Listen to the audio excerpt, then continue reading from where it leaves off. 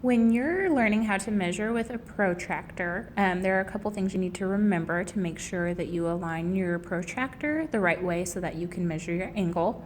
The first thing to notice is that there is a middle point on the protractor. Sometimes it's a little hole in the protractor, and on this template it's just a little line right down the middle at 90 degrees. This is going to be the point at which you align your vertex, and your vertex is the point where your rays on the angle meet. So with this in mind, you're going to take your protractor, make sure your vertex gets lined up with that middle point on the protractor, and then you make sure that your bottom ray on the angle lines up with the bottom line of the protractor. And since this template's paper, I'm kind of just doing the best I can with it and making sure that things look pretty even. So now that I have everything lined up, I'm going to look up here and see where my angle comes out at the top of the protractor. And looking here, you can see that this angle, when I hold it still, measures at 60 degrees.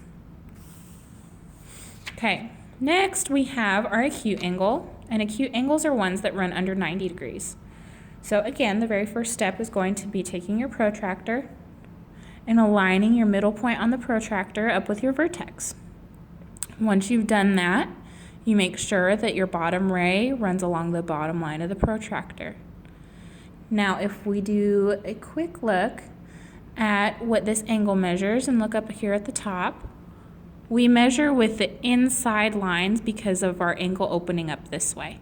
So we measure with the inside line and look at the numbers down at the bottom, and we can see that this angle measures between 30 and 40 degrees, exactly in between. So we know that this angle measures 35 degrees.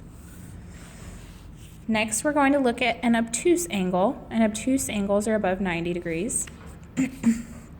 So again, the first step is going to be to align the middle point on the protractor with the vertex of the angle.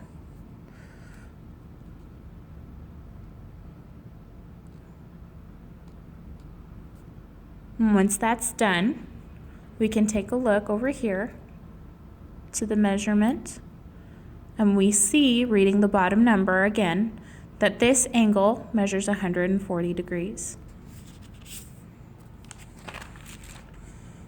Lastly, we're going to measure a prime acute angle.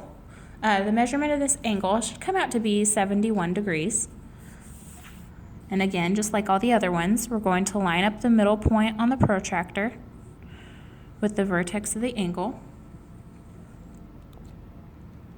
making sure that our line on the bottom of the protractor lines up with the bottom ray on the angle.